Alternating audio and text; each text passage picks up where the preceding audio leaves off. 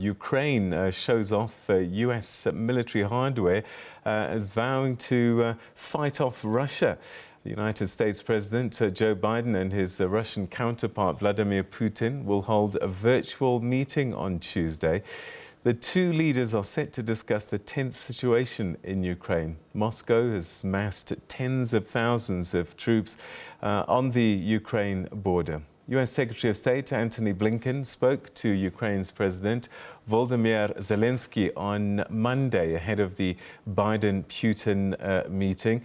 A senior US administration official said that Biden will warn Putin of severe economic consequences should Russia go ahead with the threatened invasion of Ukraine.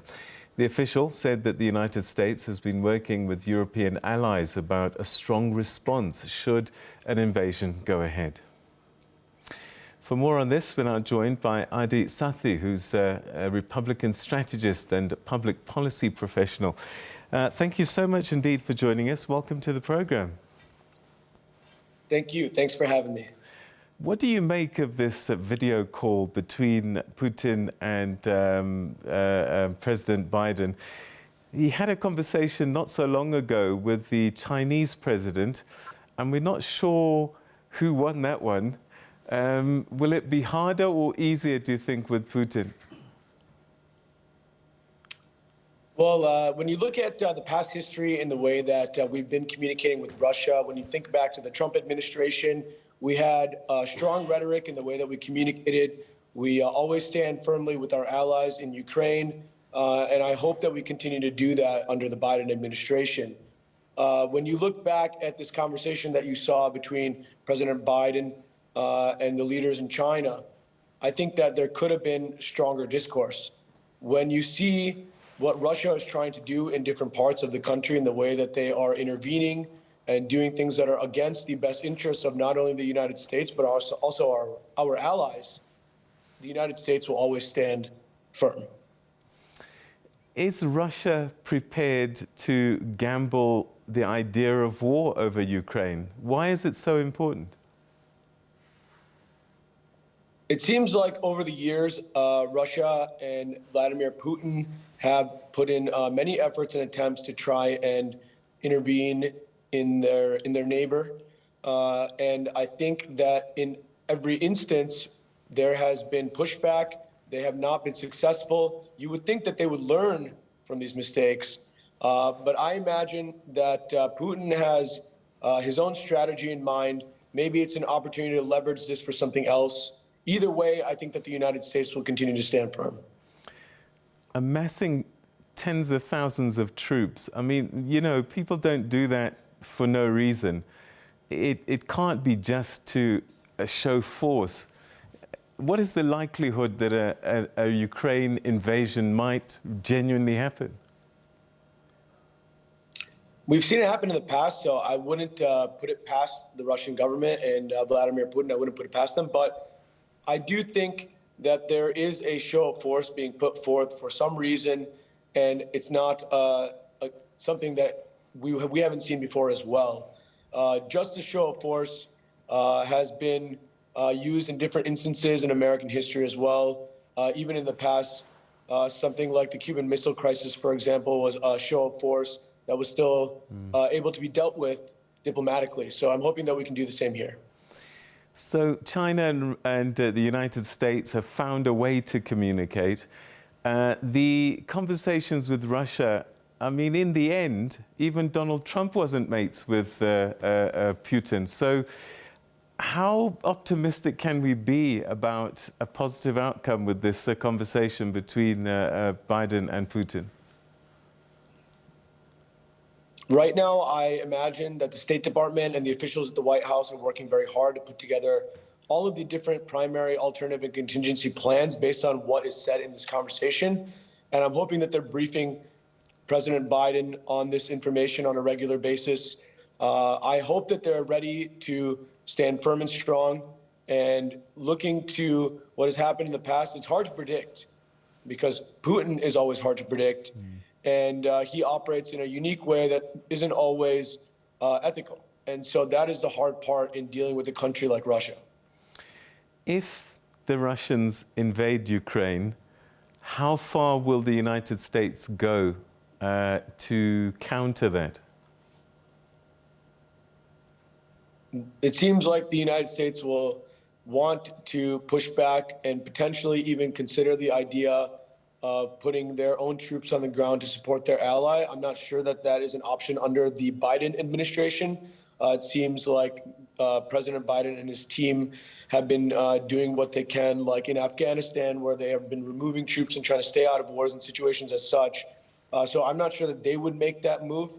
But I do think that if that were to happen in the future, you would absolutely see some kind of economic sanctions and things of that nature, continued pressure in other ways as well. Ukraine will be the big elephant in the room, but is there an opportunity for other conversations to happen? I mean, you know, it was just 5 minutes ago, the US had elections, and Russia's always seen as having a hand one way or another. I think that it'd be the primary conversation that should be the case. When we're looking at a situation in which lives could be lost, that should be the first and probably only conversation.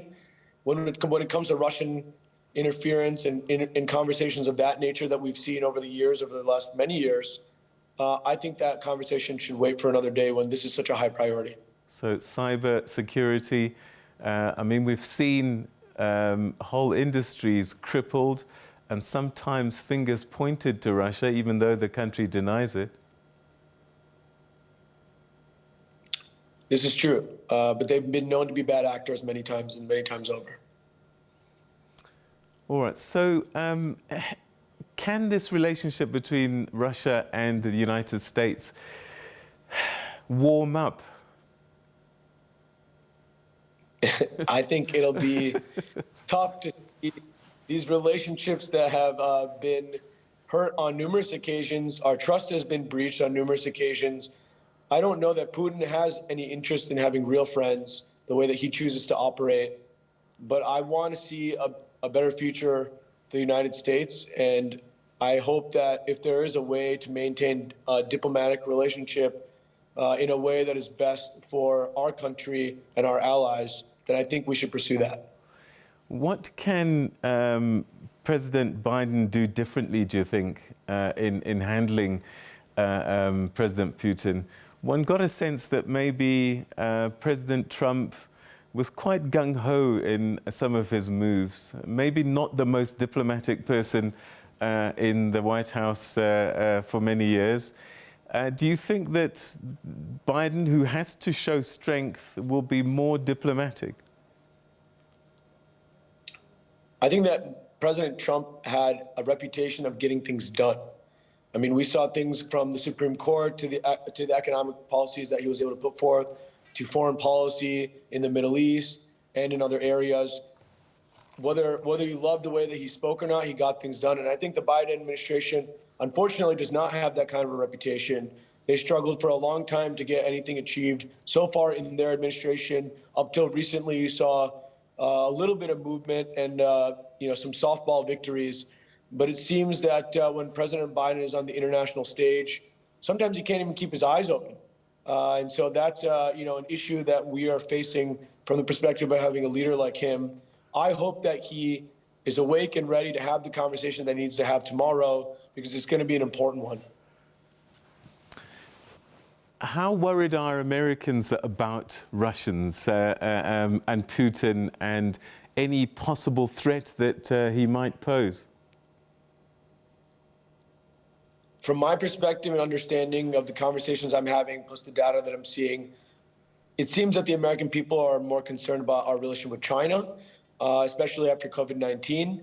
Of course, when we think about the world stage, we always are very cognizant of what Russia is doing and how to be careful and cognizant of that. You're seeing more cybersecurity protocols put into place in businesses and government entities and political entities as well.